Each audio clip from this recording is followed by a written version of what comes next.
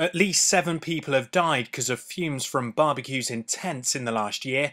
Watch Commander Clive Robinson says they're looking at changing the instructions on packaging. There is an all-party parliamentary group looking at the labelling of these portable devices, barbecues.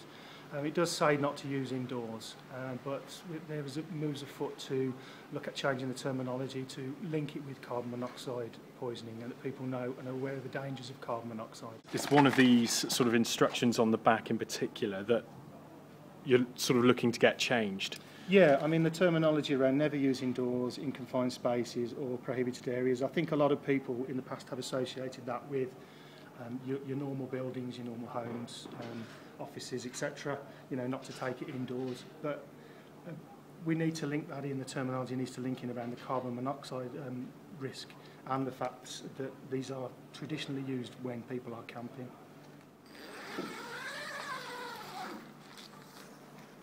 In this tent here, it's a fairly sort of normal setup. You've got, you know, a table, chairs, a sleeping compartment, that kind of thing. We're in this porch.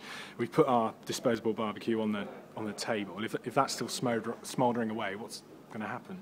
Well, again, I think people in the great outdoors out camping they assume that, you know, that the fresh air is going to come in, it's going to be well ventilated.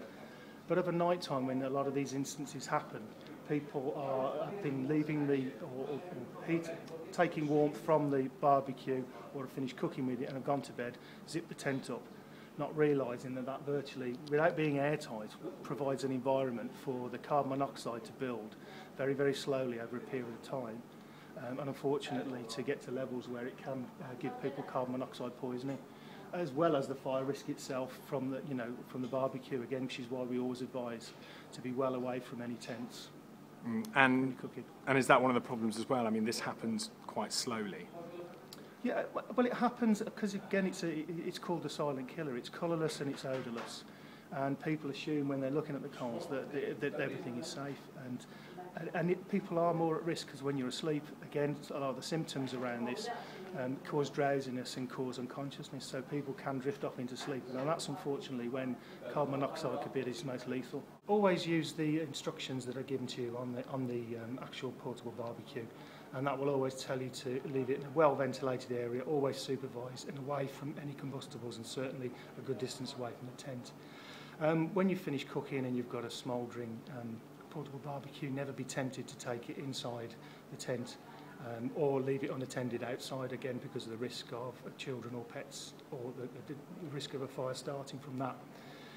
Also, never leave one unattended smouldering within the tent when you're zipping up going to sleep, even if you want to keep warm or you've even forgotten about it after cooking and you assume that there's no risk. The risk from carbon monoxide poison is it's most deadly when you're asleep.